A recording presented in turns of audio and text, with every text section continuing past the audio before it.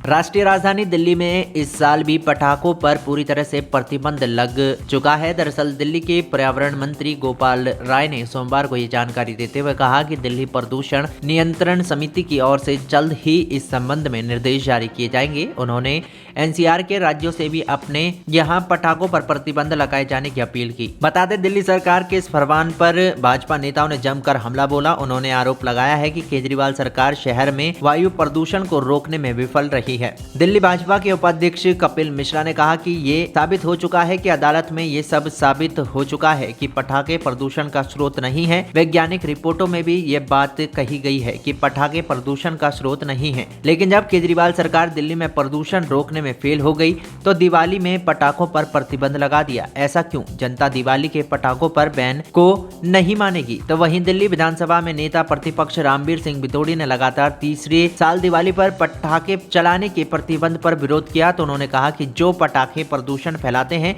उनकी बिक्री और भंडारण पर अवश्य रोक लगाई जाए, लेकिन ग्रीन पटाखे चलाने की अनुमति दी जानी चाहिए। दिवाली का त्योहार केवल एक उत्साह नहीं बल्कि करोड़ों हिंदुओं की भावनाओं से जुड़ा त्योहार है। बता दें, दिल्ली सरकार की तरफ से पटाखों पर प्रतिबंध की घोषणा पर रामबीर सिंह बिदोड़ी ने कहा कि दिल्ली सरकार हर साल बिना लोगों की भावनाओं का ध्यान रखे एक तरफा फैसला लेते हुए पटाखों के उत्पादन, बिक्री, भंडारण और इसके जलाने पर रोक लगा देती है। अब तक कोई ऐसा वैज्ञानिक अध्ययन नहीं हुआ जिसमें यह सिद्ध हो सके कि हर साल दिवाली पर पटाखों से प्रदूषण बढ़ जाता है।